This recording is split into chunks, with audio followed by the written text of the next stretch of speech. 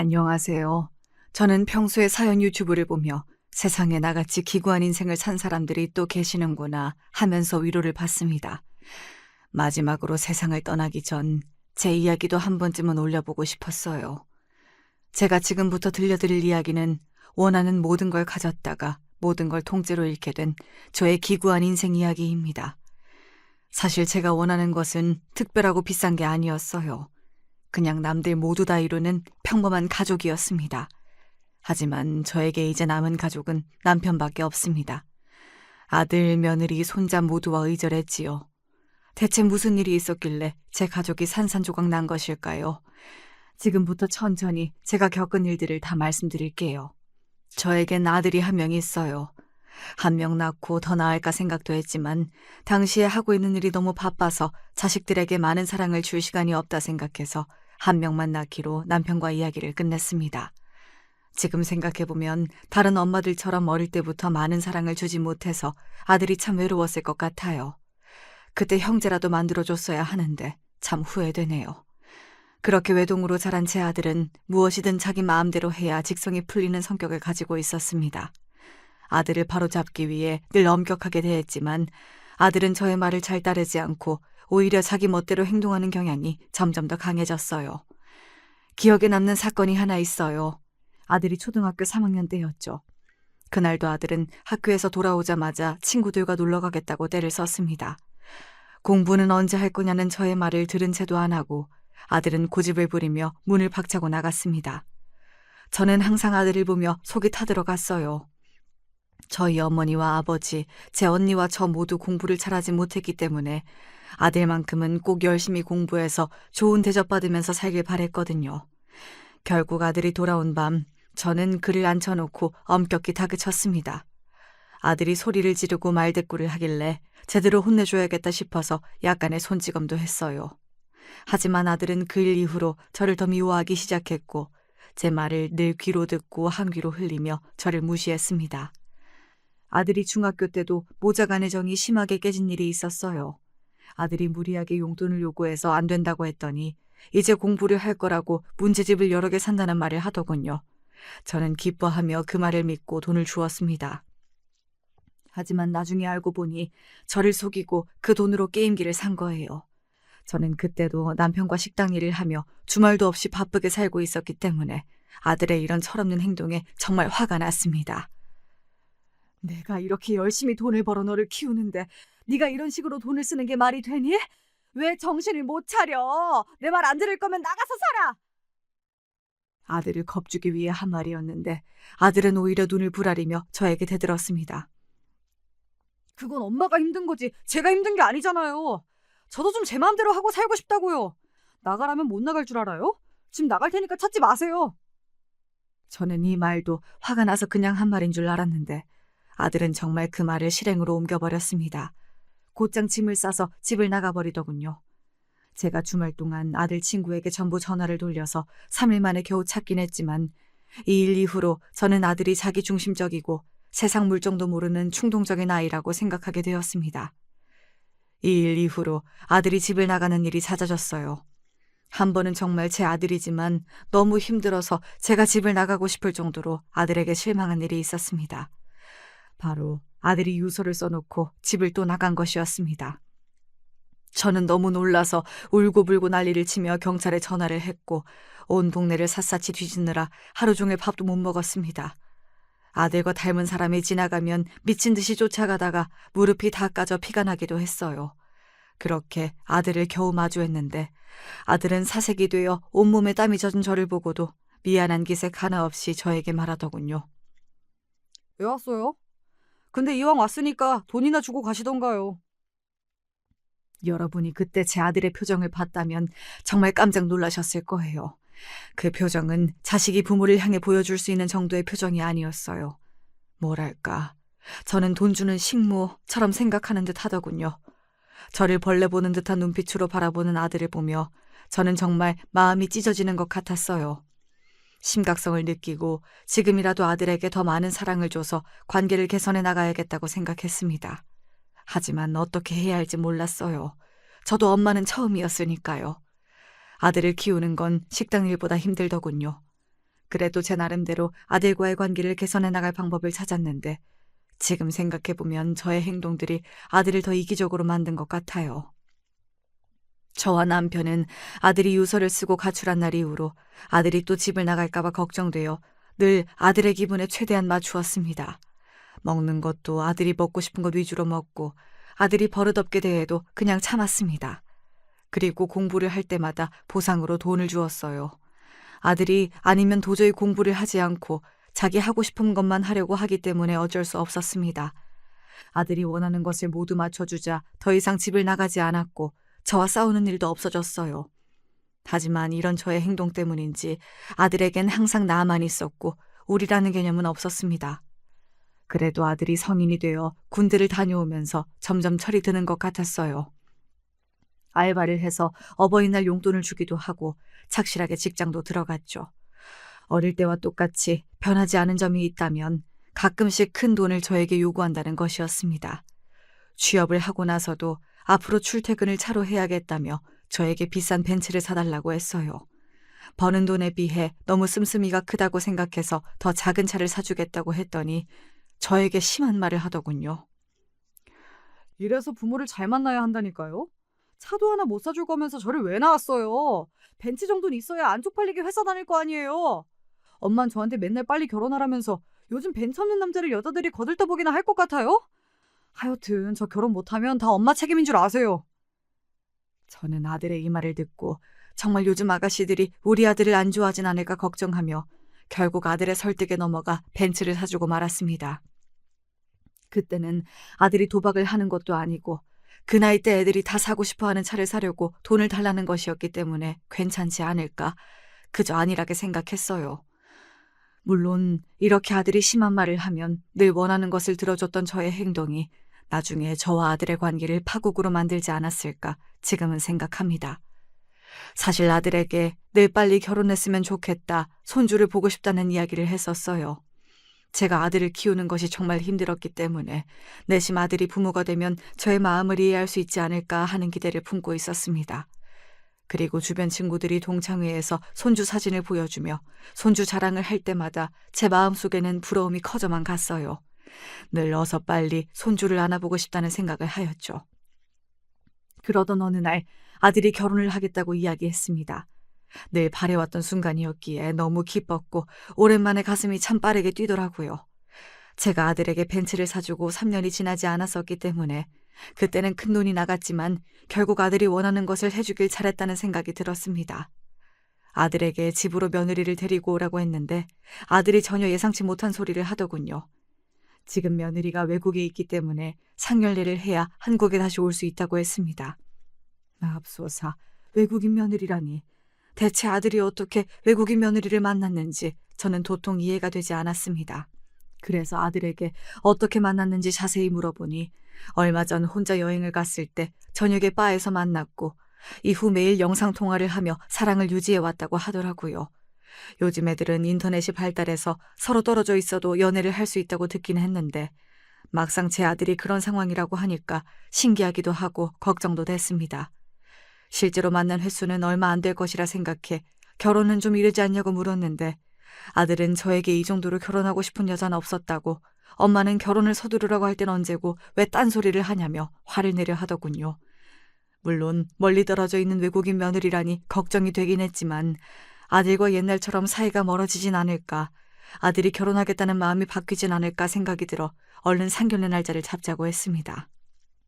이후 상견례 전날이 되자 저는 사돈을 뵙게 되면 어떤 말을 드려야 할까 종이에 써보며 수백 번 연습했습니다. 그렇게 긴장하며 겨우 잠에 들었고 상견례 날이 되어 며느리를 보자마자 정말 깜짝 놀랐습니다. 듣도 보도 못한 상견례였어요. 제가 도착한 상견례 자리에는 아무도 없고 젊은 외국인 아가씨만 앉아 있었습니다. 제가 너무 어이가 없어서 이게 어떻게 된 거냐고 묻자 아들은 며느리의 가족이 예전에 사고로 다 돌아가셔서 며느리가 혼자 외국에서 살고 있기 때문에 오늘 혼자 왔다고 하더군요. 정말 당황스러웠어요. 미리 얘기해줬으면 좋았을걸. 이 사실을 숨긴 아들이 원망스럽기도 하였지만 어쩌면 있을 수도 있는 일이고 가족을 잃은 며느리가 가엾다는 생각도 들어 일단 앉아서 밥을 먹기로 하였습니다. 다행히 며느리와 대화를 나눠보니 한국말도 잘하고 정말 똑부러지더군요. 한국에서 회사를 오래 다니다가 얼마 전에 다시 고향으로 간 것이었는데 그때 딱 아들과 만났다고 했습니다. 며느리가 아들과도 사이가 좋아 보여서 저는 결혼을 빠르게 진행해도 좋겠다고 이야기했습니다. 그리고 늘 손주를 바래왔기 때문에 아이 계획이 있냐고 물었더니 며느리는 제가 늘 듣고 싶었던 답을 바로 해주더군요. 어머니, 늘 손주를 바래오셨다고 들었어요. 제가 빨리 손주 안겨드릴게요. 걱정 마세요. 정말 다행이었습니다. 저에게 살갑게 웃으며 손주를 안겨주겠다는 며느리를 보며 저는 정말 그동안 아들을 키우면서 힘들었던 모든 걸 보상받는 느낌이었습니다. 그렇게 아무 일 없이 상견례가 잘 끝나나 했는데 그 순간 며느리가 저에게 이런 이야기를 하더군요. 어머니, 그런데 한국은 교육열이 강해서 아이를 키우면 돈이 많이 든다던데 저는 돈이 없어요.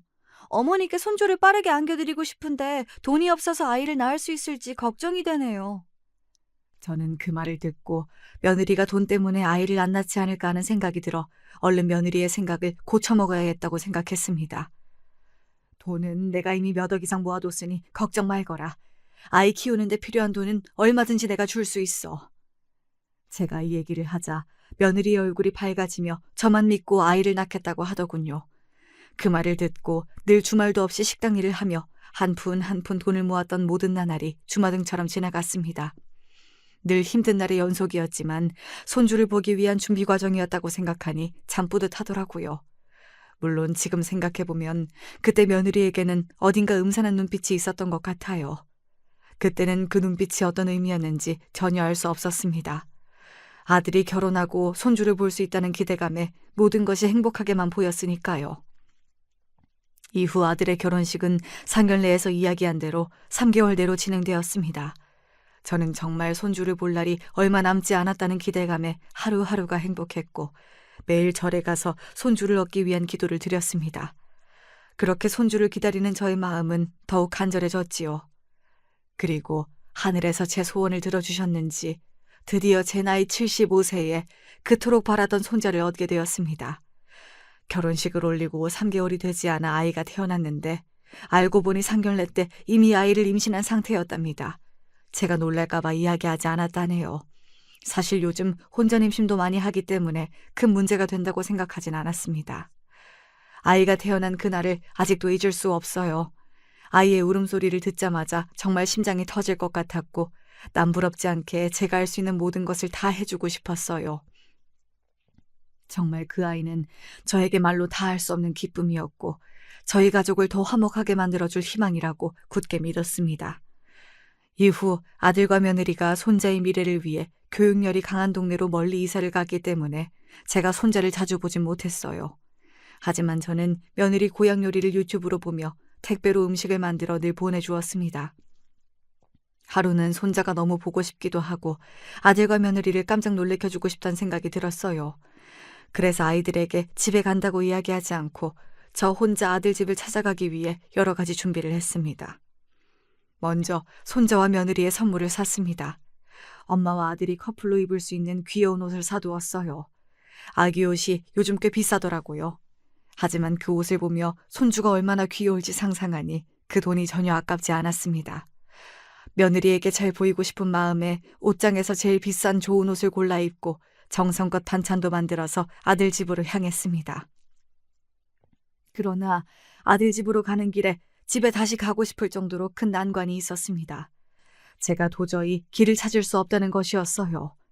75세 노인이 처음 보는 아들 집을 찾아가기가 이렇게 어려울 줄 몰랐습니다. 지나가는 사람들한테 길을 물어보니까 사람들이 며느리가 주소를 왜 이렇게 적어줬냐고 길을 헤매도록 헷갈리게 적어줬다고 뭐라 하더군요. 사람들의 말을 듣고 며느리가 애초에 제가 집에 오는 걸 바라지 않았던 건 아닌가 생각도 들었지만 저는 손자를 볼 수 있다는 생각에 그 불안을 애써 무시했습니다. 그렇게 같은 길을 몇 번을 돌아 겨우겨우 아들 집에 도착했고 저는 떨리는 마음으로 초인종을 눌렀습니다. 초인종을 누르자마자 며느리가 문을 열고 나왔는데 얼굴에 당황과 불쾌함이 가득하더군요. 어머님? 뭐야, 개념 없어요? 왜 불쑥 찾아와요? 짜증나게. 이럴 수가. 멀리서 찾아온 저에게 이런 막말을 내뱉으며 문을 열어주지 않는 것이었습니다. 저는 너무 당황하였습니다. 세상에 어떤 며느리가 시어머니한테 개념 없냐고 앞에서 말할 수가 있나요? 요즘 애들이 아무리 당돌하다지만 이건 아니지 않나요? 너무 화가 나 머리가 아팠고 혈압이 오르는 듯 했습니다. 겨우 가방에서 물을 마시고 진정을 한 후에 아들에게 전화를 하였더니 그제서야 10분 후에 아들이 나와 문을 열어주더군요. 엄마? 뭐야, 왜 이렇게 갑자기 오셨어요? 안 오셔도 되는데. 아들도 저를 전혀 반기지 않았습니다. 며느리는 저를 거들떠보지도 않았어요. 그 순간 저는 제가 괜한 행동을 한 건 아닐까 싶어서 가슴이 덜컥 내려앉았습니다. 그래도 손자를 보고 싶은 마음에 며느리에게 살갑게 말을 걸며 갑자기 찾아와서 미안하다고 사과를 하며 며느리의 불편한 표정을 내서 모르는 척했죠.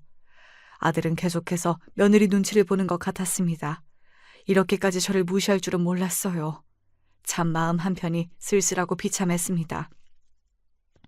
마침 점심을 먹어야 할 때여서 저는 그래도 다 같이 점심을 먹으면 분위기가 좀 나아지지 않을까 했는데 며느리는 이미 밥을 먹었다며 저에게 직접 식사를 차려서 먹고 설거지를 해놓으라고 하더군요.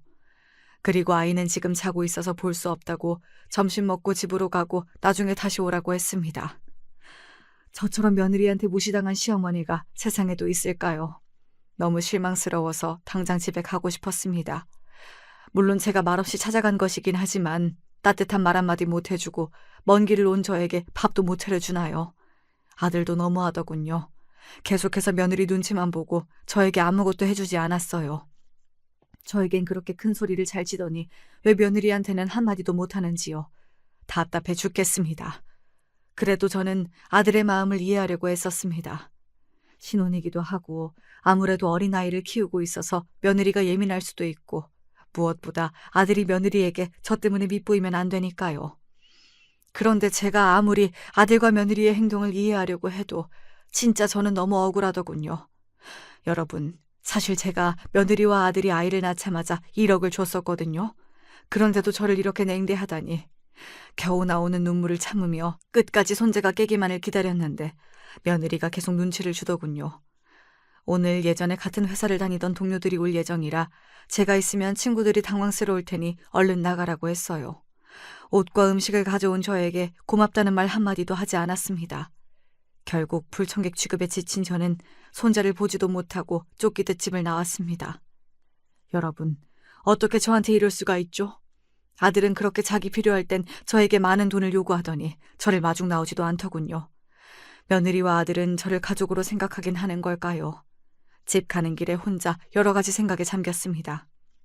그렇게 집에 도착하자 우느라 얼굴이 퉁퉁 부은 저를 보고 남편이 무슨 일이 있었냐고 물었습니다. 저는 남편에게 며느리와 아들이 저를 얼마나 차갑게 대했는지 있었던 일을 전부 얘기했어요. 남편은 그 이야기를 듣자마자 참을 수 없다는 듯이 화를 내며 그동안 우리가 아들을 너무 오냐오냐 키워서 며느리까지 당신을 무시하는 게 아니냐고 했습니다. 이후 남편은 이번 기회에 아들과 며느리의 태도를 바로잡아야겠다고 당장 며느리에게 전화를 걸어 따졌습니다. 이번 일은 정말 실망이다. 물론 너 입장에서는 시어머니가 갑자기 찾아와서 당황스러울 수 있지만 그래도 널 위해서 음식도 가져가고 옷도 사온 먼 길 오느라 지친 시어머니한테 밥도 안 차려주고 손자 얼굴도 안 보여주고 문도 안 열어주고 개념 없다는 말을 하는 건 예의가 아니지 않니? 이번 일은 꼭 반성하고 진심으로 사과를 해줬으면 좋겠다. 남편은 화를 내면서도 애정어린 목소리로 며느리를 혼냈습니다. 저는 남편이 저를 대신해 화를 내주는 것이 고마우면서도 남편과 며느리까지 사이가 안 좋아지진 않을까 걱정했어요. 며느리가 사과를 하면 저는 오히려 괜찮다고 달래줄 생각이었는데 이게 무슨 정말 예상치 못한 황당한 답이 오더군요. 시아버지, 지금 저 외국인 며느리라고 무시해요? 제가 왜 사과해야 되죠? 사과해야 될 건 갑자기 찾아온 어머니거든요? 가족들끼리도 프라이버시가 있는 거예요. 왜 제가 당신들 때문에 쉬는 날 이런 스트레스를 받아야 하죠? 진짜 짜증나 죽겠어요. 이제 오지 마세요. 이 말이 며느리가 남편에게 전한 대답이었습니다. 남편은 말문이 막혔고 저도 그 자리에 얼어붙어 버렸어요. 어떻게 저렇게 당당할 수가 있는지 참 할 말이 없더군요. 분명 상견례 때는 착하고 다정했는데 제가 사람을 잘못 본 것일까요? 아니면 원래부터 며느리가 이런 사람이었을까요? 아니면 제 아들이랑 살면서 제 아들 때문에 며느리까지 변한 것일까요? 결국 며느리와 말이 통하지 않는다 생각한 남편은 이후 전화를 끊고 아들에게 다시 전화를 했습니다. 하지만 아들도 마찬가지로 저희의 입장을 이해하지 못했어요. 오히려 아들은 며느리의 말에 동조하며 우리를 몰아붙였습니다. 두 분 다 왜 이런 쓸데없는 일로 자꾸 문제를 만들어요? 그러니까 누가 갑자기 찾아오래요? 결혼했으면 저 좀 그만 귀찮게 하세요, 진짜. 정말 아들이나 며느리나 말이 통하는 사람이 없네요. 기가 막혀서 말도 안 나옵니다. 저는 아들의 말을 듣고 아들이 어릴 적 철없던 모습이 떠올랐어요. 그래도 크면서 좀 철이 드는 듯 했는데 이런 상황이 오니까 예전 모습 그대로더군요. 결국 저와 남편은 아들과 며느리에게 되려 사과를 하고 말았습니다. 괜히 이 일로 가족 간의 사이가 틀어질까 봐 겁나기도 했고 어차피 말이 안 통하길래 그냥 서둘러 전화를 끊고 싶었어요. 전화를 끊고 남편과 많은 이야기를 나누며 저희의 교육 방식을 후회했습니다. 처음부터 아들이 마음대로 하는 것을 막았어야 했는데 싸우기 싫어서 늘 오냐오냐 해주다 보니 지금 모습이 된 것 같아요. 며느리는 아들과 다른 성격을 가진 아이이길 바랬는데 지금 보니 제 아들과 똑같이 이기적이고 자기밖에 모르는 성향을 가진 것 같네요. 아들과 며느리에게 이런 대접을 받고 저는 며칠 내내 알아누웠습니다. 몸도 힘들었지만 정신적인 스트레스가 너무 심했어요. 사실 제가 스트레스를 받은 이유가 하나 더 있었습니다. 제가 아들의 집에 간 진짜 이유도 따로 있었어요. 손자를 보기 위한 것이기도 했지만 유산에 대한 이야기도 하려고 했습니다. 참, 제 인생은 왜 이럴까요? 제 자신에게 미안해 죽겠습니다. 늘 일만 한 것도 서러워 죽겠는데 이젠 정말 일도 정리해야 할 때가 왔더군요. 제가 몇 주 전에 건강검진을 받기 위해 병원을 갔습니다. 요즘 들어 배가 아픈 적이 많았는데 나이가 들어서 그렇겠지, 별일 아니겠지 했어요. 하지만 의사로부터 정말 믿을 수 없는 말을 들었습니다. 어머니, 지금 상태가 많이 좋지 않습니다. 최대한 빠르게 치료가 필요할 것 같습니다. 치료를 하신다 하더라도 좋은 결과를 장담할 수는 없어요. 마음의 준비를 하시는 게 좋을 것 같습니다. 이게 대체 무슨 소리인가요? 마음의 준비를 해야 한다니요. 참 인생이 덧없더군요. 정말 너무 무서웠고 제 모든 것이 무너져 내리는 느낌을 받았습니다. 그동안 고생했던 모든 일들이 스쳐 지나갔죠. 제 친구들 중에서도 아파서 병원에 오래 있다가 얼마 전 세상을 떠난 친구가 있어요. 그 친구가 떠오르면서 나도 이제 친구 곁으로 갈 때가 된 건가 하는 생각도 들었습니다. 저 혼자서 감당하기엔 너무 힘들었지만 남편이랑 아들에게 사실대로 말할 수는 없었어요. 남편은 이미 지병이 있어서 스트레스를 받으면 안 되는 상황이었고 아들에게 말하면 안 그래도 이기적인 아들이 오히려 제가 아프면 간호해야 할 것을 걱정해서 저를 더 멀리하지 않을까 두려웠거든요. 그래서 이 진단을 받은 이후로 저는 혼자 여러 가지 고민을 했고 치료를 받으면서도 혹시나 모를 상황에 대비해서 유산 상속에 대한 고민도 하기 시작했습니다. 그날 아들의 집에 찾아간 진짜 이유도 며느리에게만 제 건강 상태를 이야기하고 유산을 상속하려고 한다는 말을 전하기 위해서였어요. 제 입장에서 그나마 며느리가 살갑고 믿을 만한 사람이었기 때문에 앞으로 제가 어떻게 해야 할지도 같이 상의하고 싶었습니다. 어쩌면 저도 며느리에게 기대고 싶었던 것 같아요. 그런데 도착한 순간부터 며느리가 저를 향해 차갑게 막말을 하고 아들은 눈치만 보고 아무것도 하지 않는 것을 보니 아무 말도 할 수가 없었습니다. 정말 깊은 상처를 받았어요. 원래는 아들과 며느리에게 제 모든 재산을 물려주려고 했지만 아들이 며느리와 함께 저를 대하는 태도를 보며 이게 과연 옳은 일인지 다시 한번 생각하게 되었어요. 여러분, 저는 왜 이렇게 아픈 순간에도 가장 가까운 가족들에게조차 의지할 수 없는 인생을 살고 있는 걸까요? 이렇게 사는 것이 무슨 의미가 있는지 모든 것을 놓아버리고 싶다는 생각도 많이 했습니다.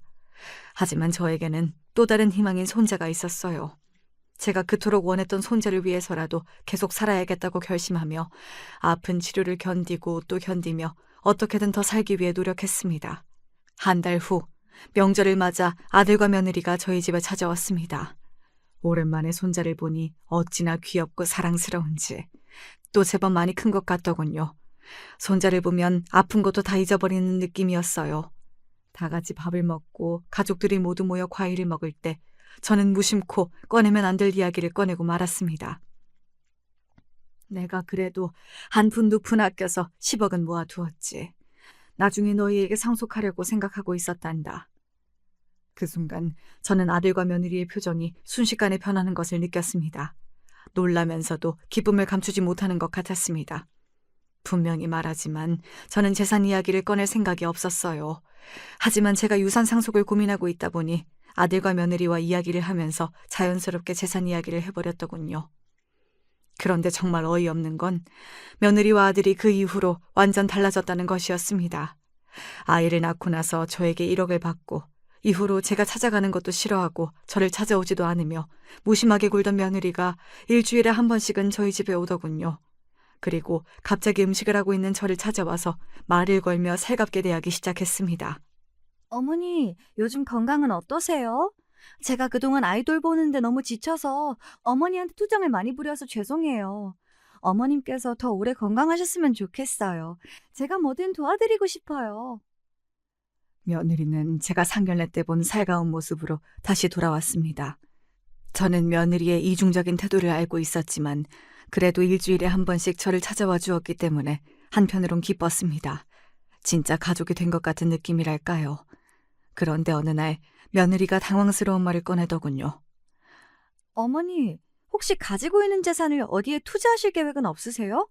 요즘 좋은 투자처가 많다고 들었거든요. 어머니 투자처 찾기 힘드시면 제가 도와드릴게요. 어머니 모아두신 돈 10억 그냥 저한테 맡기면 안 돼요? 돈 이야기를 이렇게 직접적으로 꺼낼 줄을 몰랐어요. 저는 일부러 아무렇지 않은 척 좋은 방향으로 고민해보겠다고 했습니다. 며느리와 아들은 제 돈을 어떻게 하는 게 좋을지 많은 생각을 해본 듯 했어요. 물론 제 돈이긴 하지만 가족으로서 어떻게 재산을 더 크게 불릴 수 있을까 함께 고민하는 태도는 참 고마웠어요. 며느리와 아들에겐 늘 이중적인 모습이 있었지만 그래도 제 돈을 빼앗아갈 정도로 개념 없고 파렴치한 아이들은 아니라고 그땐 생각했었죠. 이후에도 며느리는 저에게 투자를 위해 돈을 달라는 이야기를 계속했습니다. 하지만 혹시 모를 위험이 부담스러워서 늘 거절했고 그때마다 며느리는 서운해했지만 받아들이는 것 같았어요. 그런데 어느 날 며느리는 저에게 돈을 주면 아들과의 관계도 회복시켜주겠다고 했습니다. 그 말에 혹했지만 저는 돈으로 거래할 일은 아닌 것 같아서 마음만 잘 받겠다고 이야기했어요. 그런데 정말 신기한 건 그날 이후 아들이 완전히 변했다는 것이었습니다. 엄마, 오늘은 어디 불편한 데 없어요? 필요하신 것 있으면 말씀만 하세요. 제가 다 준비해드릴게요. 저도 앞으로 어머니한테 더 잘할게요. 아들이 갑자기 살가워졌고 예전과 달리 저에게 자주 안부를 물었습니다. 저는 아들의 변화한 모습이 정말 기뻤고 며느리에게 고마웠어요. 하지만 한편으로는 걱정이 되더군요. 그동안 그렇게 나를 무시하던 애들이 왜 이렇게 변한 걸까라는 생각이 계속 맴돌았습니다. 하지만 저는 더 깊이 생각하지 않기로 했어요. 스트레스 받아봤자 몸이 아픈 저한테 좋을 것도 없고 가족 간의 사랑이 깊어지는 과정이라고 믿고 싶었거든요. 그땐 미처 몰랐습니다. 며느리와 아들의 갑작스러운 변화가 어떤 계략이 시작이었는지 말입니다. 둘의 가식적인 웃음 뒤에 숨겨진 서늘한 진심을 마주치고 저는 그야말로 경악했습니다. 한 번은 며느리와 아들이 여행을 가서 제가 손자를 봐주고 있었어요. 갑자기 아이가 열이 올라 급하게 응급실을 찾았죠. 정말 아이가 잘못되면 어떻게 하나 너무 걱정했지만 다행히 응급실에서 주사를 맞고 빠르게 열이 내렸고 아이가 필요한 예방접종이 되어 있지 않아 혈액 검사를 하고 예방접종도 마쳤습니다. 그런데 그날 정말 믿기 힘든 이야기를 듣게 됐습니다. 저는 그 순간 하늘이 무너지는 것 같았어요. 어머니, 죄송한데 이 아이의 혈액형이 아버지와 맞지 않네요.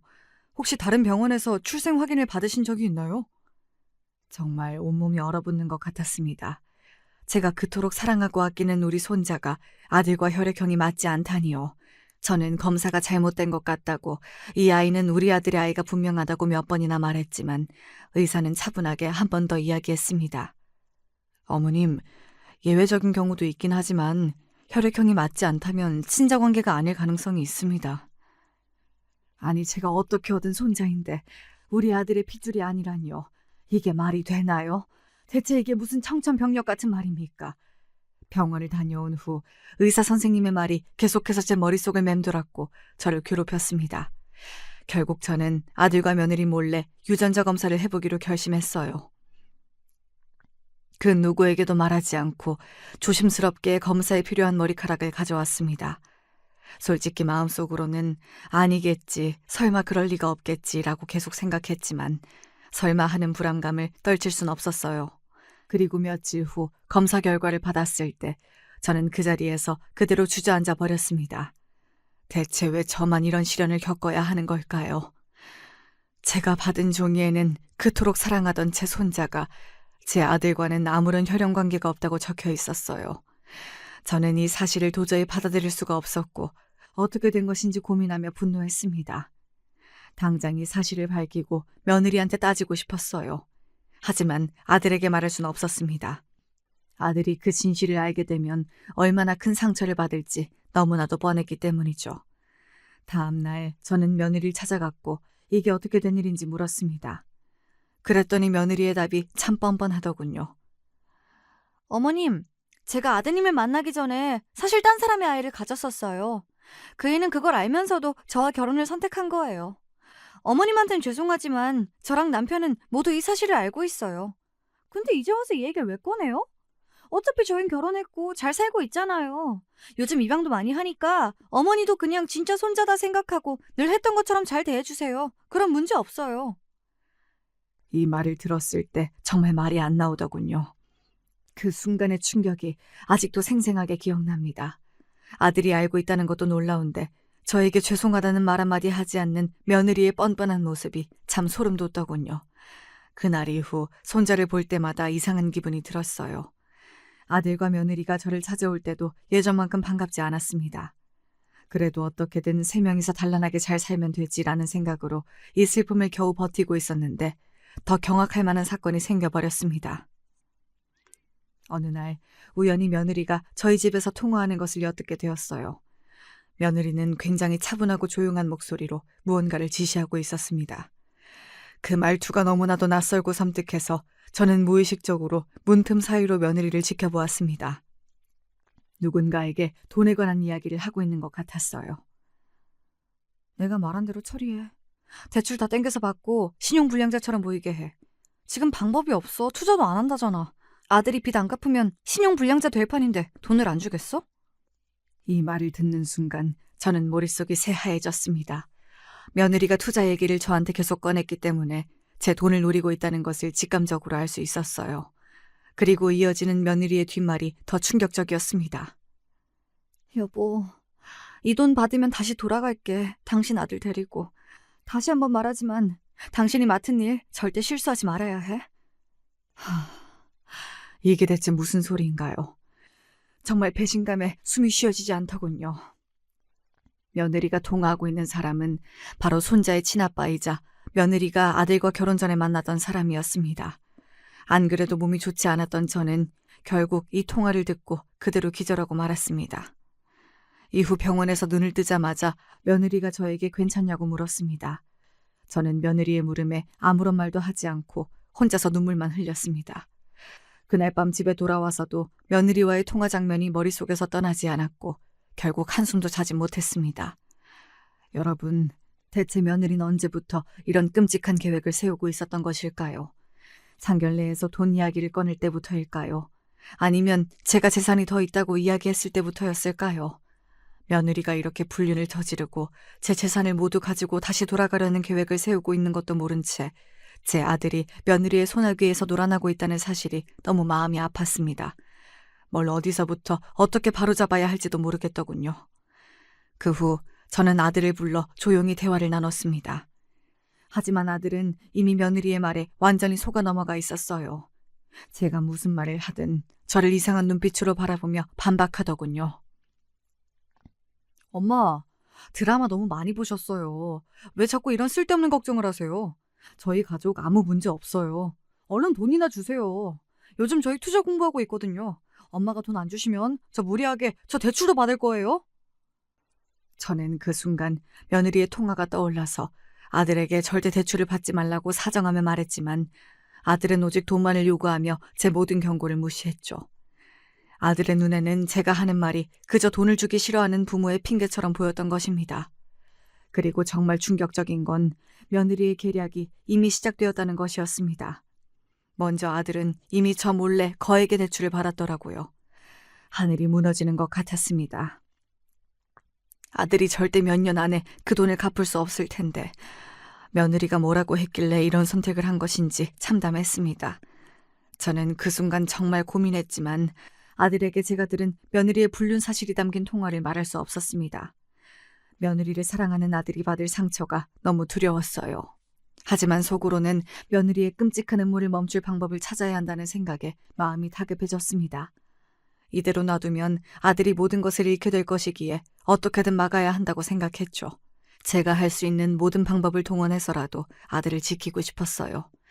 저는 결국 며느리의 불륜 사실을 숨긴 채 며느리가 너를 통해 내 재산을 빼돌려서 외국으로 혼자 가버리려는 계획을 세우고 있다는 것을 아들에게 말해주었습니다. 하지만 아들은 저의 말을 단 하나도 믿지 않고 저를 망상에 빠진 사람으로 취급했어요. 그리고 얼마 후 정말 끔찍한 일이 벌어졌습니다. 그날은 제 남편이 친구들과 멀리 여행을 떠난 날이었어요. 갑자기 집으로 사람들이 들이닥치더라고요. 갑자기 제 손을 잡고 저를 끌고 가려고 했습니다. 너무 놀라서 왜 그러냐고 막 저항을 하는데 자기들이 정신병원 직원이라고 이야기하며 저에게 같이 병원에 가야 한다고 하더군요. 여러분, 이게 대체 무슨 상황인가요? 제가 왜 정신병원에 가야 하나요? 오히려 아픈 곳은 따로 있는데.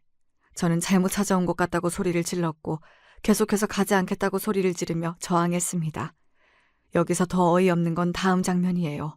갑자기 2명의 사람이 저희 집에 들어오더군요. 바로 며느리와 아들이었습니다. 저는 그 순간 며느리가 아들을 설득해 이 일을 꾸몄다는 것을 알 수 있었습니다. 어머니, 요즘 어머니가 망상에 빠져서 저희가 너무 힘들어요. 정신병원에서 치료 잘 받고 나오세요. 그렇게 며느리의 마지막 말과 함께 병원 직원들이 저를 끌고 갔고 저는 결국 정신병원에 며칠 동안 갇혀 있었습니다. 그때 정말 살아있다는 생각이 들지 않았고 아무리 며느리를 사랑해도 저와 대화 한번 하지 않고 정신병원에 저를 보내버린 아들이 정말 원망스럽더군요. 3일째 음식도 먹지 않고 죽은 듯 지냈습니다. 어차피 죽을 거 그냥 빨리 죽는다 생각해야겠다 하며 완전히 삶을 포기했어요. 그러다 4일째 되던 날 갑자기 퇴원을 시켜주더군요. 알고 보니 남편과 친구들이 상황을 파악하고 저를 구해준 것이었습니다. 이 사건 이후로는 저는 아들을 당장 며느리와 이혼시켜야겠다고 생각했습니다. 제가 정신병원에 가 있는 동안 며느리는 말도 안 되는 일을 더 많이 꾸미고 있었더군요. 특히 제 돈을 어떻게든 빼내려고 애를 쓰고 있었습니다. 몇 개의 통장에서는 돈을 빼가더군요. 대체 무슨 자격으로 제 돈을 탐내는지 정말 이해할 수가 없었습니다. 저는 이 사실을 알자마자 변호사에게 전화를 걸었습니다. 변호사님, 큰일 났습니다. 며느리가 제 재산을 모두 가지고 외국으로 가려는 준비를 하고 있는 것 같아요. 이후 변호사도 제 상황을 심각하게 받아들이고 해결 가능한 방법들을 논의하기 시작했습니다. 그런데 며느리는 저보다 한 발 앞서 있었습니다. 제가 변호사와 통화한 사실을 어떻게 알았는지 곧바로 은행 계좌를 동결시키는 법적 조치를 취했습니다. 은행에서 계좌가 동결되어서 거래를 진행할 수 없다고 말하는 것을 듣고 저는 경악을 금치 못했습니다. 대체 어떻게 며느리가 제 상황을 알고 빠르게 움직일 수 있었을까요? 알고 보니 며느리는 아들을 통해 제 모든 계획을 미리 알아내고 있었던 것이었습니다. 다음 날 정말 어이없게도 며느리가 저를 찾아와서는 그래도 가족이었으니까 마지막으로 경고해 주는 거라며 이런 말을 하더군요. 어머니, 이제 다 끝났어요. 더 힘 빼지 말고 저에게 모든 재산을 넘기세요. 제가 남편이랑 어머니 불쌍하니까 1억 정도는 드릴게요. 참나, 제 돈 10억을 가져가고 1억만 주겠다니 이게 말이 되는 소리인가요? 며느리는 그제서야 그동안 숨겨왔던 본심을 대놓고 드러내더군요. 그 표정은 무서울 정도로 냉정했고 오로지 돈만을 바라는 욕망이 가득한 눈빛을 하고 있었습니다. 며느리는 심지어 아들을 진짜 신용불량자로 만들겠다고 협박했습니다. 어머니, 하나뿐인 아들이 신용불량자가 되는 꼴 보기 싫으시면 남은 카드도 비번 다 내놓으세요. 이 말에 저는 온몸이 굳어버렸습니다. 제 아들을 가지고 협박하다니요. 며느리가 이렇게까지 나올 줄은 꿈에도 몰랐습니다. 며느리는 정말 제 아들을 사랑하지 않은 듯 했어요. 재산을 가지기 위해 제 아들을 철저히 이용한 것이지요. 저는 결국 변호사를 통해서 많은 문제를 해결했습니다. 하지만 변호사와 저의 노력은 아무 소용이 없었습니다. 어떻게 이런 일이 있을 수가 있는지. 저는 결국 제 모든 재산을 며느리에게 빼앗기고 말했어요. 며느리와 이혼하고 정신 차리겠다는 아들을 믿고 제 재산을 거의 다 아들에게 주었는데 아들이 제 말을 듣지 않고 재산을 빼돌려 며느리에게 넘긴 것이었습니다. 이 사실을 알고 제가 할 수 있는 건 며느리에게 돈을 돌려달라고 비는 것밖에 없었습니다. 하지만 며느리는 돈을 돌려주겠다면서 저를 희망 고문했고 계속해서 돈을 돌려주지 않았습니다. 아들은 저에게 적반하장의 태도를 보이더군요. 그 돈을 가지고 외국으로 가서 며느리와 새로운 사업을 시작할 것이고 돈을 많이 모으면 그때 돌려주겠다고 했습니다. 아들은 며느리의 불륜을 모르고 있었기에 며느리를 철석같이 믿고 있었어요. 며느리에게 빼앗긴 재산과 아들의 돌발 행동으로 매일매일 너무 불안한 하루를 보냈습니다. 그리고 다음 날 저는 며느리가 한국에 온 목적, 즉 며느리의 진짜 실체를 알게 되었습니다. 정말 최악이더군요. 제 친구의 아들이 경찰인데 저에게 전화가 와서 예전에 제 며느리를 본 적 있는데 보이스피싱 범죄 조직에 연루된 것 같다고 말했습니다. 그 말을 듣고 제가 너무 놀라서 지금까지 있었던 일을 이야기해 주었더니 이 일이 범죄 조직의 계획인지 개인의 계획인지 알 필요도 있을 것 같다고 심각하게 이야기했습니다. 결국 저는 경찰에 가서 있었던 일을 모두 이야기했습니다. 안타깝게도 그때 아들과 며느리는 더 이상 제 연락을 받지 않았습니다. 저는 빨리 이 상황을 해결하고 싶은 마음도 있고 마지막으로 며느리와 좋게 이야기하면서 돈을 어떻게든 돌려받아야겠다는 생각에 무작정 며느리 집을 찾아갔습니다. 며느리에게 문자로 안에 들어가 있겠다고 하자 며느리가 갑자기 전화가 와서 절대 안 된다고, 집에 절대 들어가면 안 된다고 난리를 치더군요. 저는 그 순간 집에 무언가가 있다는 안 좋은 느낌이 들어 수리기사를 불렀고 무작정 문을 따고 집에 들어갔습니다. 들어가자마자 정말 말도 안 되는 드라마 같은 장면이 펼쳐졌습니다. 제 인생 태어나서 그런 상황은 처음 봅니다. 며느리와 아들이 5만 원권 현금으로 돈을 뽑아서 캐리어 안에 가득 쌓아둔 것이었습니다. 저는 얼른 남편을 불러 이 모든 돈을 가져왔고 그날 밤 며느리에게 전화가 왔습니다. 누가 마음대로 집에 쳐들어오래. 내 돈 내놔. 그게 왜 네 돈이니? 개념 좀 챙기렴. 그리고 너 이럴 때가 아니야. 경찰이 곧 널 잡으러 갈 거라고. 그렇게 저는 가까스로 모든 돈을 되찾고 며느리가 불법 보이스피싱 조직에 연루되어 있다는 것과 며느리의 불륜을 아들에게 이야기해 주었습니다. 실제로 경찰들이 찾아오자 아들은 큰 충격을 받은 듯 했습니다. 며느리는 한 푼도 챙기지 못하고 경찰을 피해 아들에게 인사도 하지 않고 외국으로 떠나고 말았습니다. 아들의 입장에선 졸지에 평생 미래를 꿈꿔오던 아내와 아들을 잃게 된 것이지요. 물론 이 상황이 안타깝지만 저는 돈도 되찾으니 아들과 다시 새로운 삶을 시작하려 했습니다. 하지만 집에는 황량한 기운만이 감돌았습니다. 아들은 모든 것을 잃고 절망에 빠져 있었고 저도 제 핏줄이 아니었지만 손자에 대한 그리움을 완전히 떨칠 수는 없었습니다. 그리고 이후 저에게 가장 큰 충격은 바로 아들의 태도였습니다. 아들은 며느리가 떠나고 난 후 모든 분노와 원망을 저에게 쏟아부었어요. 이 모든 게 엄마 때문이에요. 왜 돈을 진작 주지 않아서 이 사단을 만든 거야? 돈을 줬으면 외국으로 안 도망갔을 거라고. 불륜도 안 저질렀을 거라고. 엄마가 내 인생을 망쳤어. 모든 게 엄마 때문이야. 세상에, 며느리의 범죄와 불륜이 제 탓이라뇨. 아들의 말은 날카로운 빗으로 제 가슴을 찌르는 듯 했습니다. 아무리 제가 사랑하는 아들이라도 이런 말을 들으면 모든 정이 다 떨어져 나가는 것 같았어요. 그래도 제가 낳은 아들이니까 다시 식당 일을 시작하며 열심히 돈을 모아보자고 설득했고 더 좋은 사람은 만날 수 있을 것이라고 위로했습니다. 하지만 아들은 저의 말을 한 귀로 듣고 흘렸고 점점 더 제가 감당할 수 없을 정도로 폭력적으로 변해갔습니다. 아들은 처음에는 언성만 높이다가 나중에는 가구를 부수고 물건을 던지며 저를 향해 폭력을 행사했습니다. 사춘기 때도 이런 모습을 보인 적이 없었는지라 저는 두려움에 떨며 아무 말도 하지 못했습니다. 결국 저와 남편은 아들을 감당할 수 없다는 판단을 내렸고 정신병원에 잠시 보내서 치료받게 하기로 결정하였습니다. 이후 병원에서 온 직원들이 아들을 데려가는 날 아들은 저를 향해 마지막으로 소리를 질렀습니다. 다시 한번 말하지만 엄마가 날 이렇게 만든 거야. 이 세상에서 사라져버려! 아들의 비명을 들으며 저는 내가 아이를 이렇게 만들었나 후회와 자책이 밀려왔습니다. 하지만 제가 할 수 있는 다른 선택이 없었어요. 그리고 아들에게 끝내 제가 아픈 것을 이야기하지 못했습니다. 안 그래도 정신적으로 온전하지 못한 아들이 더 힘들어지지 않을까 걱정되었기 때문이죠. 시간이 지나고 아들이 병원에서 퇴원하는 날이었어요. 아들이 좋아하는 음식을 해두었고 앞으로 아들과의 관계를 회복하며 열심히 살아야겠다고 다짐했습니다. 하지만 아들의 생각은 저와 많이 달랐습니다. 엄마, 마지막으로 부를게요. 이제 저한테 엄마는 없어요. 잘 지내세요. 이 말을 끝으로 아들은 자취를 감춰버렸습니다. 아들은 병원에 있는 동안 저를 많이 원망한 모양입니다. 저는 아들과 모든 것이 끝났다는 생각에 주저앉아 하염없이 눈물을 흘렸습니다. 그렇게 저는 며느리와 아들, 손자와 단란한 가족을 꿈꿨지만 결국 아들도 며느리도 손자도 모두 잃어버렸습니다.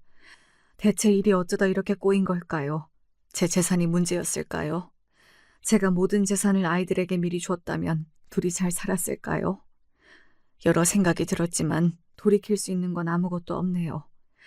이 글을 쓰는 지금 저는 남편과 여행을 준비하고 있습니다. 더 이상 저에게 남은 것이 없으니 제가 모아둔 돈 쓰면서 남은 인생 마무리하려고 합니다. 몸이 아파서 멀리 갈 순 없을 것 같아요. 지금까지 제 기구한 인생 이야기 들어주셔서 감사합니다. 여러분은 꼭 가족들과 행복한 일상 보내면서 건강하게 오래오래 사시길 바랍니다.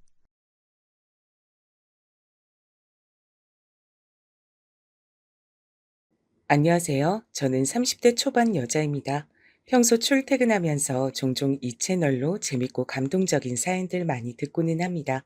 사연을 듣기만 하다가 제가 막상 사연을 보내려니까 살짝 어색한 것 같네요.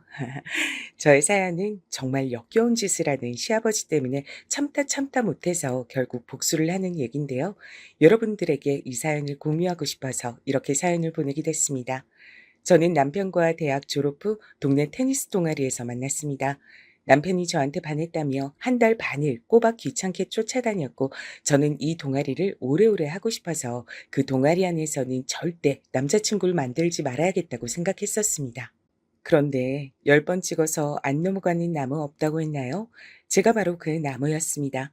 계속되는 사랑 공세에 저는 그렇게 남편에게 마음의 문을 열어주었습니다. 남편은 회계법인에서 근무하던 회계사로 자신의 회계법인을 새롭게 차리기 위해서 준비 중인 상태였습니다. 저는 대기업에서 재무 회계 담당자고요. 직무가 비슷한 계열이다 보니 자연스럽게 남편과 저의 사이는 급속도로 발전했습니다. 그렇게 1년을 만나고 동아리에서 모르는 사람이 없는 테니스 동아리 대표 커플이 되어 사람들의 축복을 받으며 결혼할 수 있을 줄 알았습니다. 그러나 문제는 여지없이 터지더라고요. 예상치 못한 부분에서요. 남편은 회계법인을 차리기 위해 차릴 위치를 알아보다가 원래 원하는 자리는 너무 비싸서 고민을 하고 있던 단계였습니다. 하지만 저와의 혼인을 준비하면서 회계법인도 준비하고 싶다는 남편의 말에 저는 이 사람이라면 잘해낼 수 있지 않을까 하면서 남편을 믿어주기로 했습니다. 그리고 이런 남편을 돕기 위해서 빠르게 상견례를 해야겠다고 생각했죠. 남편을 돕는 것도 결혼 얘기가 서로 오고 가고 상견례는 완료해야 그 다음에 비로소 사위로서 며느리로서 집안의 도움을 주고받을 수 있을 테니까요. 그래서 제가 먼저 남편에게 프로포즈를 했고 상견례를 일부러 앞당기기로 했습니다. 은정아, 비록 내가 지금은 아직 회계법인 차리기 전이고 준비 상태라서 많이 부족하지만 그래도 너랑 결혼 준비도 같이 잘 해내가고 싶어. 나 오빠 믿어. 믿으니까 상견례를 차라리 빨리 진행하면 어떨까 싶은데 그래야 양쪽 집안에서 얘기 오고 가기도 편할 테니까 우리 상태 오픈하는 게 서로 편하고 어차피 필요한 과정일 거잖아. 빠르면 빠를수록 좋지. 그래야 오빠 회계법인 차리는데 도움도 더 받을 수 있고. 음? 상견례를 벌써 하자고? 너무 이르지 않나? 나야 큰 상관은 없지만 보통 상견례는 부담스럽다고 생각하는 사람이 많아서 대부분 최대한 늦게 하는 걸로 미룬다던데. 우리 은정이는 아닌가 보네. 멋지다, 우리 은정이. 고마워. 역시 나한텐 우리 은정이뿐이야. 내가 쫓아다닌 보람이 있다니까, 정말. 아이고, 이팔불출.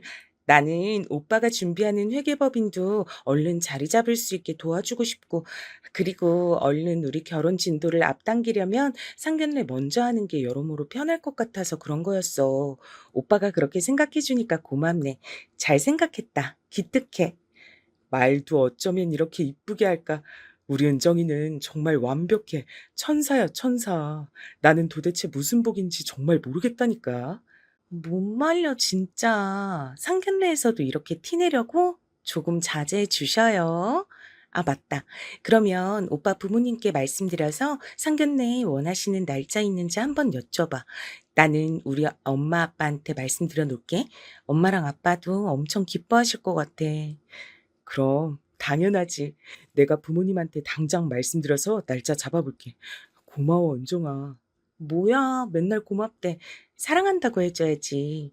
사랑해. 집에 벌써 다 왔네. 우리 은정이랑 헤어지기 싫다. 이제 곧 같이 살 거니까 지금은 조금 참아야겠지? 그러게. 벌써 집에 도착해버렸네.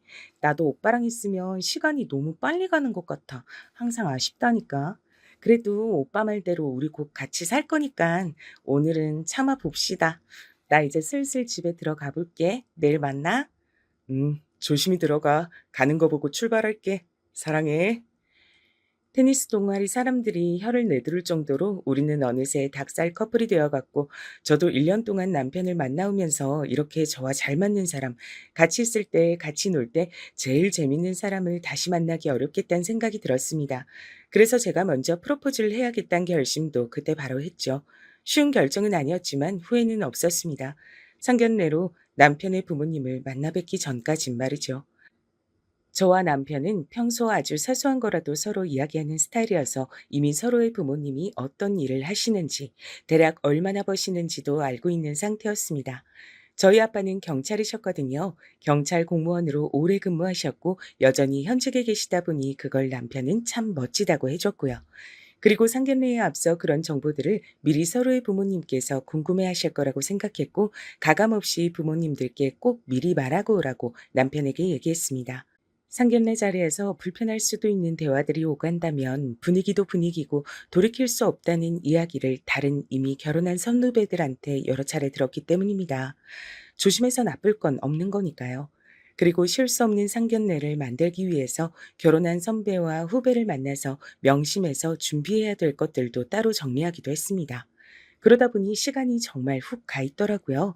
남편과 만나서 상견례 전에 부모님께 궁금하실 수 있는 것들은 모두 미리 풀어들어서 상견례 자리에서는 질문보다는 덕담 위주로 흘러갈 수 있게 하자는 작전을 알려주었습니다. 저도 남편도 그리고 저희 부모님도 시부모님도 상견례는 모두 처음이니까요. 그래서 저는 오히려 미리 대비할 수 있어서 정말 다행이라 생각했고, 남편도 동의하며 자기가 그런 실수 서로 안 나올 수 있도록 부모님한테 미리 말씀드리겠다고 하더라고요. 참 든든하다고 생각했습니다. 그리고 대망의 상견례 날이 다가왔죠.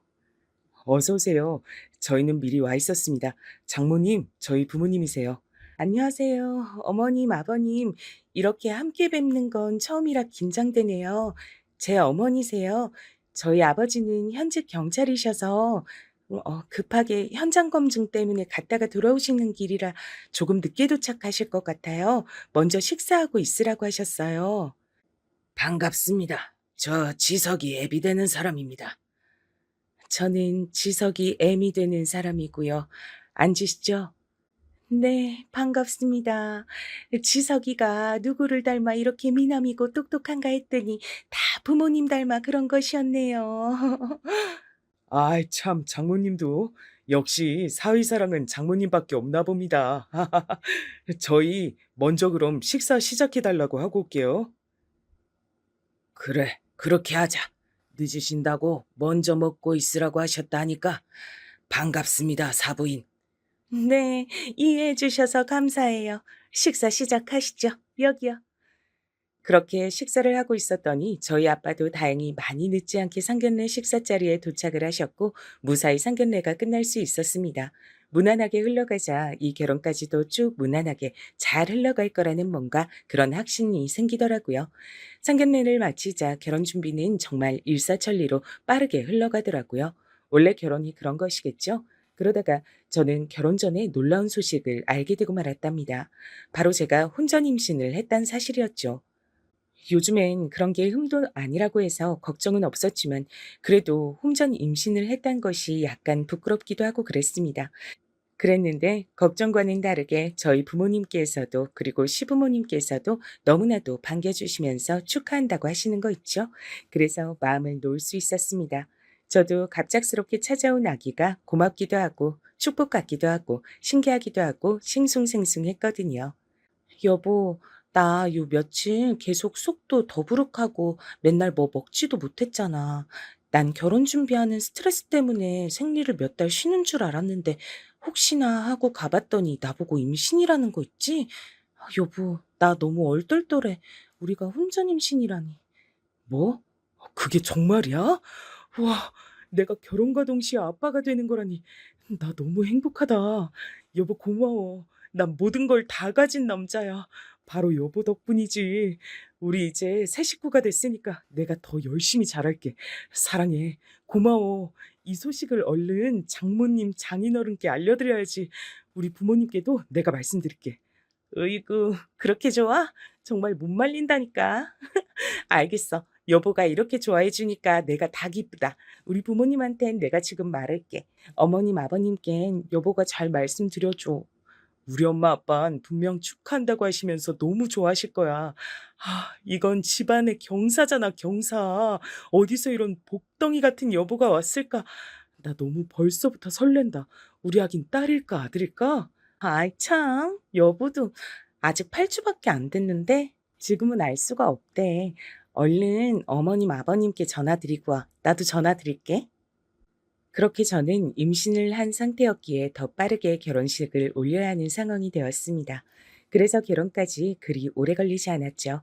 남편과 모두에게 축복받는 결혼식을 올리고 신혼집에서 행복한 신혼생활과 태교를 함께하게 됐는데요. 신혼집은 아무래도 시어머니께서 아기를 출산한 후에 전적으로 맡아주시게 될 걸 생각해서 시댁 동네로 가게 됐습니다. 저희 엄마도 아빠처럼 경찰은 아니셨지만 공무원이셔서 저처럼 낮부터 저녁까지는 출퇴근을 하고 사무실에 있어야 했거든요. 남편도 자기의 회계법인을 새롭게 차리기 위해서 준비하느라 저보다 더 정신이 없을 때였고, 저도 대기업에서 재무 회계를 맡고 있었으니까요. 저희 아기가 나오는 시기는 정말 바쁜 시즌이라 전적으로 육아를 맡아주실 분이 필요했거든요. 부모를 쓸까 생각도 해봤는데 남편의 회계법인을 차리느라 돈이 많이 들어갔어서 그마저도 좀 부담이 되는 건 사실이더라고요. 결혼을 준비하고 결혼을 하고 나니까 정말 돈 들어갈 일이 산더미인 거 있죠? 게다가 시어머니께서 아기 보는 거 좋아하신다고 하나뿐인 손주, 본인이 직접 육아 도와주고 싶다고 먼저 흔쾌하게 이야기해 주셔서 너무나 감사하게도 그렇게 맡기게 됐죠. 그래서 신혼집을 시댁과 가깝게 할 수밖에 없었고요. 그런데 제가 말씀드렸던 것처럼 문제는 항상 예상치 못한 곳에서 발생하더라고요. 상견례 때는 떨어져 앉아서 몰랐던 저희 시아버지는 유독 불필요한 터치가 많으신 분이었습니다. 처음 저에게 불필요하게 어깨를 잡으실 땐 친근함의 표시라고 생각하고 조금 불쾌하더라도 넘어가려고 했습니다. 제가 불편해도 막 불편하다고 말씀드리기엔 어려운 시아버지라는 존재였으니까요. 남편은 회계법인을 준비하면서 점점 더 바빠졌고 저는 혼자 집에서 밥을 먹는 일이 자주 생겼습니다. 그럴 때마다 시어머니께선 저에게 전화를 하셔서 오늘도 혼자 먹을 거면 밥 숟가락 하나만 더 얹으면 되니 같이 식사하자고 해주셨고 저는 자주 그렇게 시어머니, 시아버지와 저녁 식사를 하게 됐습니다. 예, 새아가 오늘도 저녁 혼자 먹니? 요즘 우리 지석이가 회계법입 차린다고 너무 바빠서 정신이 없어가지고 우리 새아가를 이렇게 혼자 독수공방하게 만들었네. 내가 대신 미안해. 우리 집 늘 새밥하니까 숟가락만 하나 더 얹으면 되거든. 거리도 가까운데 우리 집 와서 저녁 먹고 가라. 응? 아, 어머님, 저 괜찮아요. 정말 괜찮은데, 제가 가서 밥 해주시는 거 얻어먹고 그러면 너무 염치도 면목도 없을 것 같아서요. 제가 알아서 챙겨 먹을게요. 마음만 받을게요. 감사해요. 신경 써주셔서요.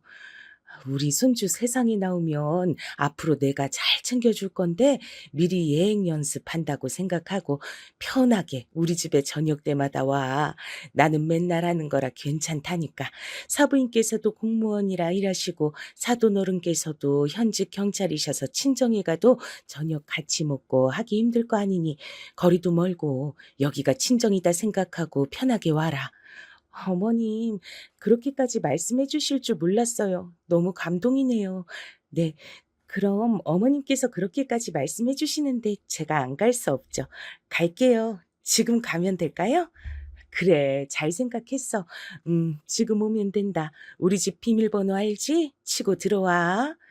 시어머니는 너무 좋은 분이셔서 마음 놓고 저녁 식사를 하러 가게 됐지만 그런데 문제는 여기서 발생합니다. 시아버지께선 굳이 시어머니가 아닌 제 옆에 앉으시면서도 반찬도 놔주시고 어깨도 쓰다듬으시고 한 번은 제 허벅지에까지 손을 대시더라고요. 저는 너무 놀라 그 자리에서 벌떡 일어섰지만 시어머니 앞에서 차마 시아버지가 제 허벅지에 손을 대서 일어났다고 말을 할 수는 없는 일이었습니다. 시아버지의 표정을 보니 아주 음흉하고 만족스러운 표정을 짓고 있더라고요. 정말 소름이 끼쳤습니다.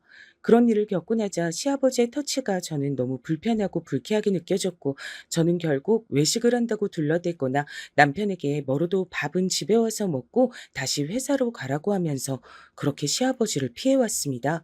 그러다가 시댁에서 지내는 제삿날이 됐습니다. 저는 음식하는 것을 돕기 위해 시댁에 와 있었죠. 시아버지는 하루 쉬는 날이라면서 하필 집에 계셨고요. 저는 속으로 시아버지가 제 곁으로 다가오지 않으시기만을 바라면서 잔뜩 경계를 하고 있었습니다. 그러다가 시어머니께서 제사 음식을 할 재료 중 몇 가지가 빠졌다면서 시장에 가서 금방 사오시겠다고 하시는 겁니다. 그래서 제가 다녀오겠다고 했더니 홀몸도 아닌데 쉬고 있으라고 배려해 주시더라고요. 저는 마음은 당장이라도 달려나가서 시어머니와 같이 장을 보고 오고 싶었지만 그렇게 배려해 주시는데 굳이 따라 나서는 것도 예의가 아니라고 생각해서 잠시 쉬고 있으라는 시어머니 말씀대로 작은 방에 들어가서 쉬고 있었습니다. 그때였습니다. 시아버지가 제가 누워있는 작은 방으로 슬그머니 오시더니 제 몸을 야릇한 시선으로 바라보시는 겁니다. 그리고 제 귀를 의심할 만한 말을 뱉으셨죠. 아, 역시 우리 며느리 테니스 하던 몸이라 탱탱해. 아주 그냥 만지고 싶다니까. 정말 참기가 힘들구만. 네? 뭐라고요? 아버님, 작은 방까지 오셔서 굳이 제 몸을 훔쳐보시고 그런 말씀을 하시는 건 정말 이해가 되지 않네요. 정말 불쾌합니다. 저한테 사과하세요. 정말 소름이 끼친다고요. 가까이 오지 마세요. 어차피 우리 이쁜이도 내가 싫은 게 아니잖아. 그니까 지금까지 내가 만지는 거에 아무 말도 안 한 거 아니야. 다 알아. 지금까지 가만히 있다가 갑자기 왜 급발진을 해? 어? 편하게 누워있어. 난 우리 이쁜이 감상 좀 할 테니까. 나가주세요. 이렇게 아버님께서 절 쳐다보고 계시는데 어떻게 제가 마음 편히 누워서 쉬고 있겠어요? 어머님 보시기에 미안하지도 않으신가요? 어떻게 며느리인 저한테 이러실 수가 있으세요? 저 참다 얘기한 거라고요. 그러자 알겠다면서 잠시 베란다로 가서 담배를 찾아 물면서 다시 제가 있는 방으로 시아버지가 오시더라고요. 그러면서 제가 임산부인 것을 뻔히 아시면서도 제 얼굴에 담배 연기를 내뿜으면서 이렇게 짓거리는 게 아니겠어요? 정말 역겨워서 더 이상은 못 참겠더라고요. 우리 이쁜이도 곧 내 여자 될 거야. 내 아들 여자면 내 여자이기도 하지. 어차피 내 아들이지만 지석이가 젊은 것 빼곤 나보다 나을 게 뭐야.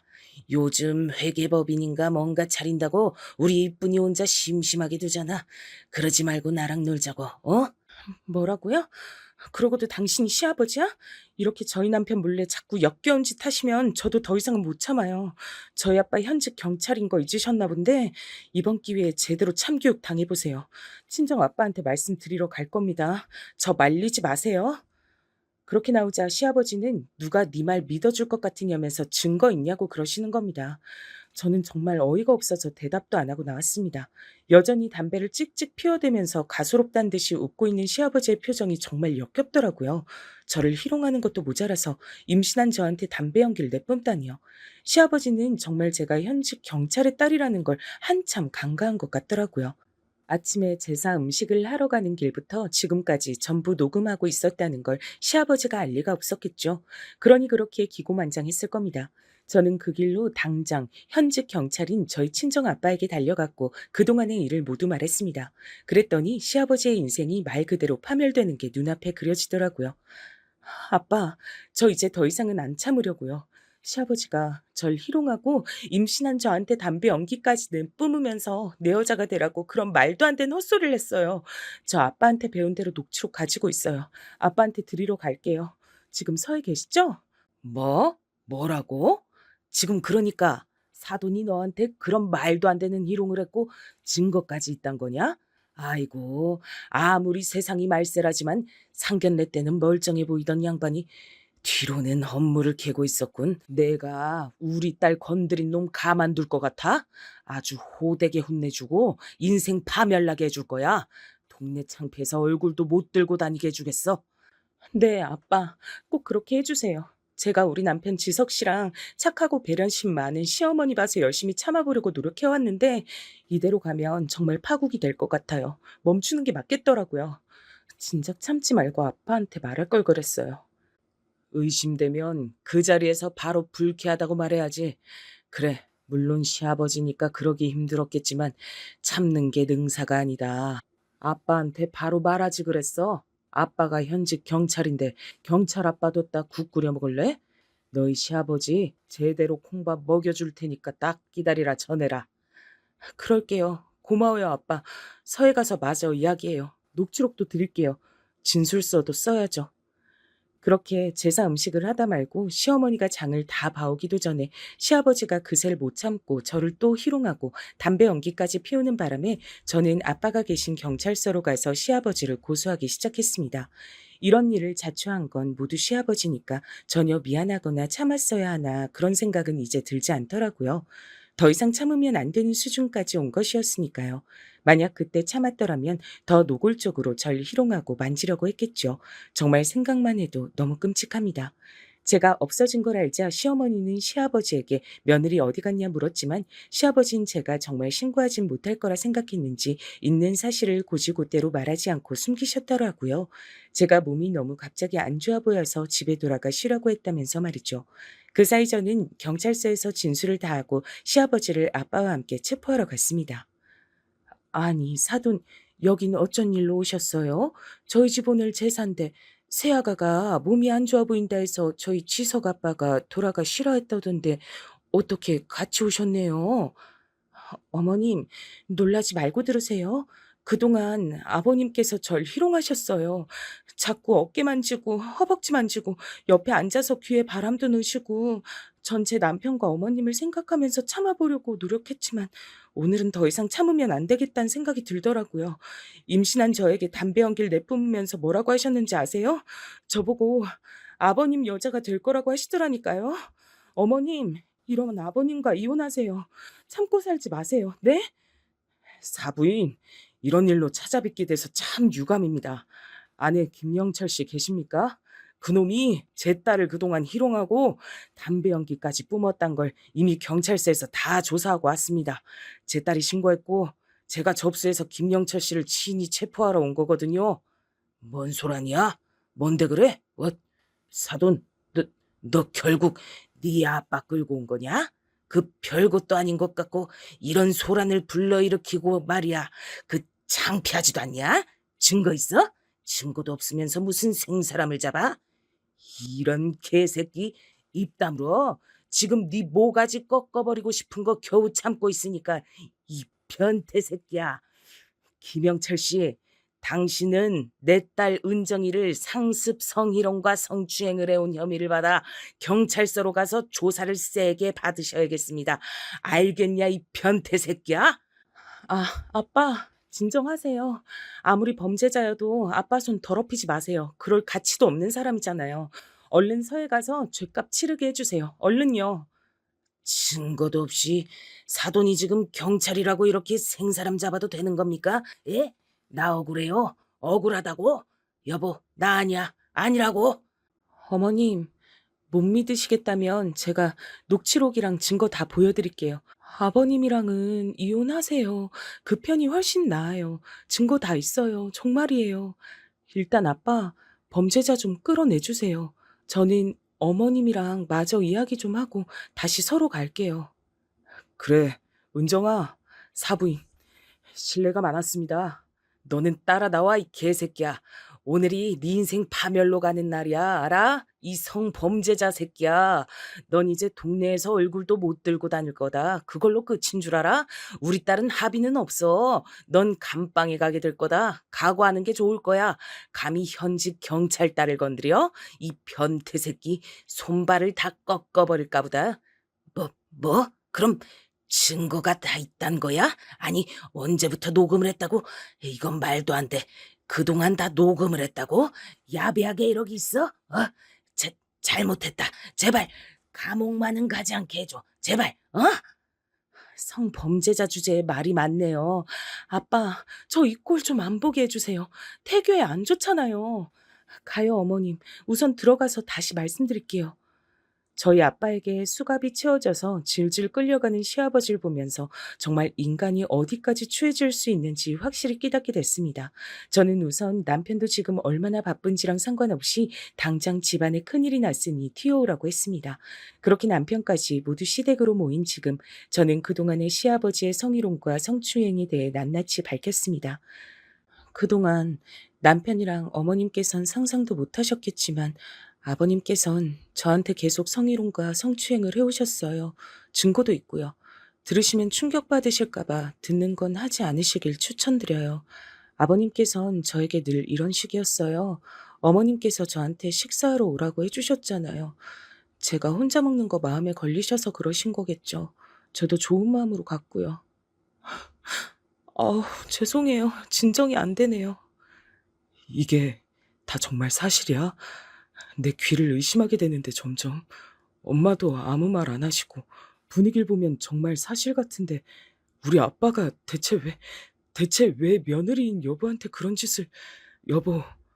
여보 말이 다 사실이면 여보 잘못 아니니까 침착하고 천천히 말해봐. 난 아까 이미 새아가한테 대충 들었다. 사실 너희 아빤 못된 손버릇이 좀 있었어. 내 친구들한테도 그런 짓을 하는 바람에 내 친구들이랑도 나는 연을 끊고 살았단다. 근데 잠잠해졌다 생각했어.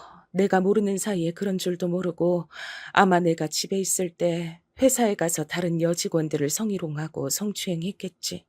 그래도 아무리 그래도 지석이 아빠니까 그래서 나도 버텨왔던 거다. 근데 며느리까지 건드리다니 이건 사람 새끼도 아니잖아. 어머님, 아버님이 그런 사람인 거 이미 알고 계셨군요.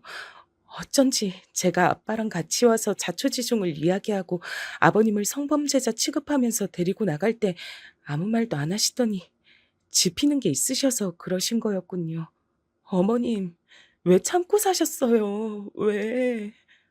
엄마, 그게 사실이야? 우리 아빠가 그런 여자의 발정나서 미친 짓을 하는 사람이라고? 그래서 엄마 친구들 건드린 것도 모자라서 이제 내 아내까지 건드리려다 걸린 거고? 그걸 왜 숨기고 살아? 왜? 여보, 어머님도 나한테까지 이러시는 줄은 모르셨어. 아버님께서 나한테 한 건 성희롱, 성추행에 해당돼. 내가 시댁에 같이 저녁 식사를 하러 갈 때마다 굳이 내 옆에 앉으셔선 내 어깨 만지고 허벅지 만지고 옆에 앉아서 귀에 바람도 넣으시고 난 여보랑 어머님을 생각하면서 참는 게 더 이상은 안 된다는 생각이 들었어. 임신한 나한테 담배 연기를 내뿜으면서 아버님 여자가 될 거라고 하시더라고. 여기서 내가 더 어떻게 참겠어. 나 정말 힘들었어, 여보. 그리고 어머님, 이런 아버님과 이혼하세요. 더는 참고 살지 마세요. 이렇게 파렴치한 인간이 내 아버지라니 너무 끔찍해. 다 거짓말이면 좋겠다. 차라리 전부 말이야. 이건 말이 안 되잖아. 그동안 평범하게 회사 다니시는 줄로만 알았지 이런 나쁜 버릇이 있는 줄이야. 지석이는 아무 잘못 없다. 지금 봐서 알겠지만 지석인 정말 아무것도 모르고 살았어. 나도 지석 아빠가 계속 그 버릇 못 고치고 있는 줄 알았으면 널 그렇게 자주 저녁 식사하러 오라고 하지도 않고 조심시켰을 거다. 정말 미안하다. 이건 모두 다 내 불찰이야. 아니에요, 어머님. 이제라도 알았으니 바로 잡으면 되죠. 저희 아빠 현직 경찰이시잖아요. 정말 아주 개 박살을 내고 계실 거예요. 실형을 살게 되실 거고요. 제가 절대로 합의를 해주지 않을 생각이거든요. 그러니까 어머님, 이 동네 떠나서 저희랑 같이 이사해요. 네? 그래. 절대 합의해주지 마. 그런 인간은 내 아버지도 아니야. 감방에 가서 10년, 아니 20년, 평생 늙어 죽을 때까지 나오지 말고 깜빵에서 죽었으면 좋겠으니까. 여보가 그동안 마음고생 많았네. 난 그것도 모르고 바보같이 회계법인에서만 미쳐가지고. 여보 탓 아니야. 범죄자가 나쁜 거지. 난 어머님이랑 이 동네 뜨고 싶어. 여보, 범죄자인 시아버지가 구속되고 나면 어머님도 여기서 사시는 거 절대 편하지 않으실 거야. 알잖아. 우리나라 얼마나 소문이 빠르고 찔긴지. 그러자. 그래. 그게 좋겠다. 고마워.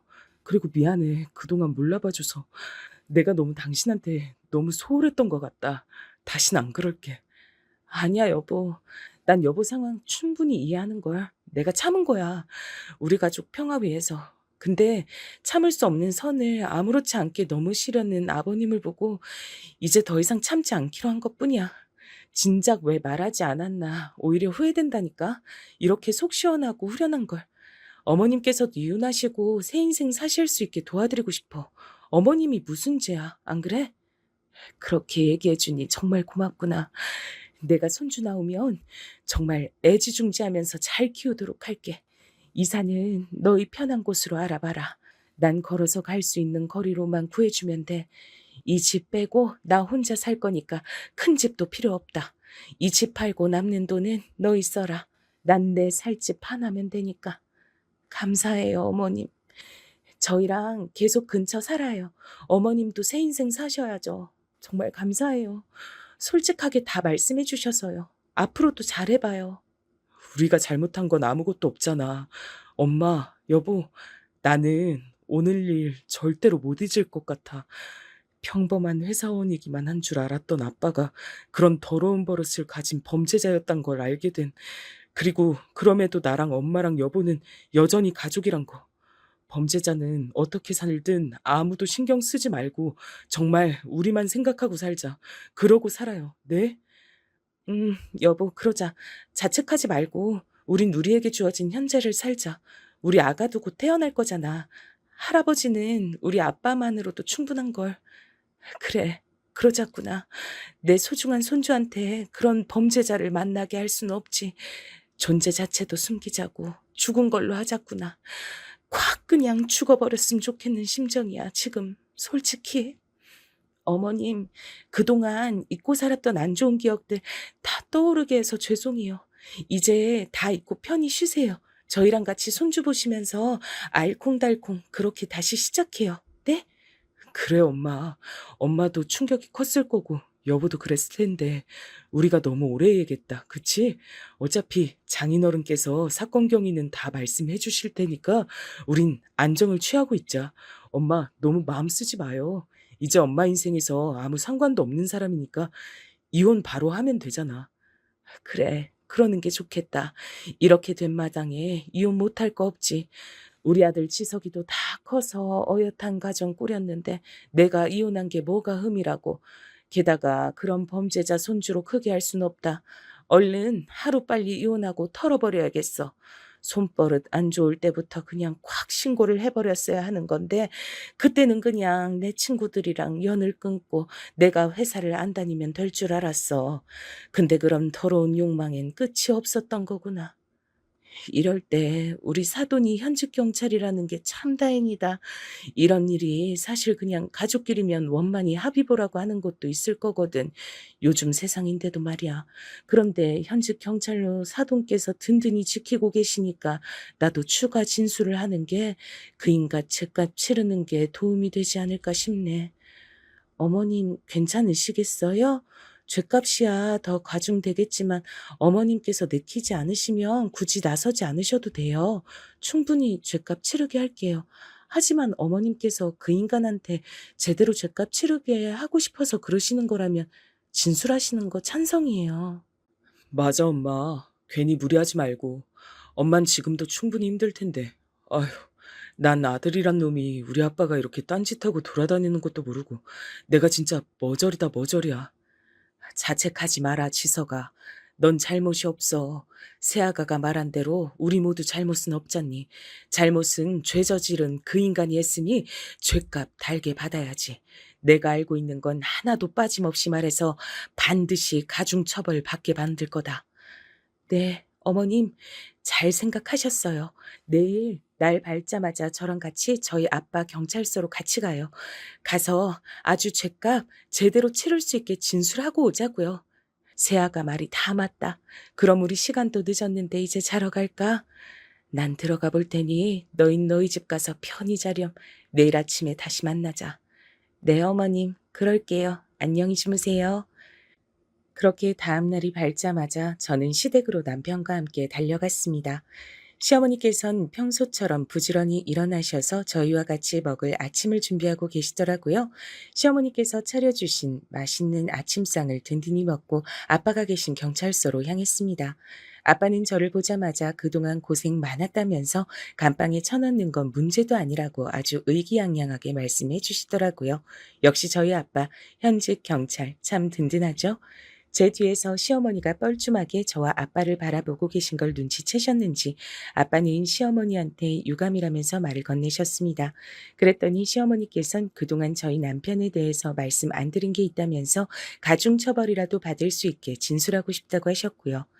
그러자 아빠는 눈빛이 번쩍하면서 이쪽으로 모시겠다고 하고는 시어머니와 함께 진술서를 작성하시기 시작했습니다. 너무 감사합니다. 이런 용기를 내주셔서요. 이쪽으로 모실게요. 진술하시죠. 제가 꼭 용기 내주신 만큼 가중처벌 받을 수 있도록 최선을 다하겠습니다. 시어머니께서 저희 아빠랑 진술을 다 마치시고 나자 저와 남편은 시어머니를 다시 시댁으로 모셔다 드렸습니다. 그리고 바로 부동산에 알아보러 갔죠. 저와 제 남편이 회사 다니기 좋은 곳으로 그리고 시어머니가 근처에 살 수 있는 곳까지 두 채를 알아봐야 했으니까요. 다행히 저와 남편의 회사 중간쯤에 좋은 매물이 있어서 예약까지 걸어놨답니다.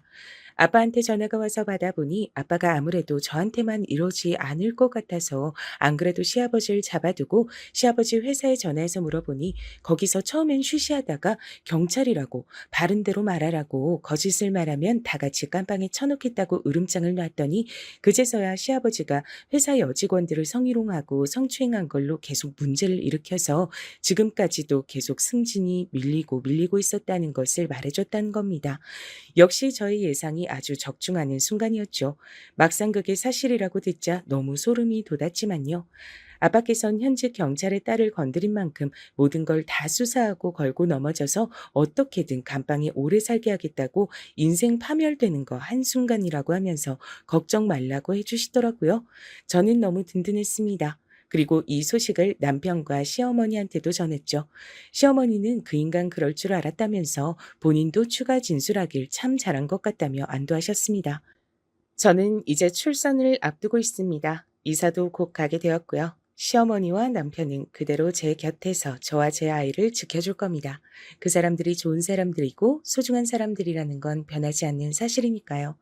저희 친정엄마, 친정아빠도 제 뱃속의 아이를 간절히 기다리고 있는데요. 요즘처럼 행복한 때가 또 없는 것 같습니다. 물론 출산의 고통에 대해 찾아볼 땐 손발이 저릿할 정도로 공포가 몰려오긴 하지만요.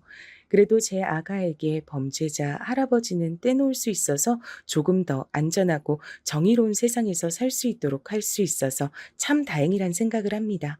성추행, 성희롱 이런 건 절대 참지 마세요. 저도 이번 일을 통해 뼈저리게 깨달았거든요. 참으면 괜찮은 줄 안다는 걸요. 그 상대가 시아버지든 시할아버지든 깜빵에 가게 만들면 된다는 것을요. 저희 시어머니는 제 바람대로 시아버지와 바로 이혼을 해버리셨고 저희 신혼집 근처로 이사 준비를 하고 계십니다. 저의 긴 사연 끝까지 들어주셔서 감사합니다.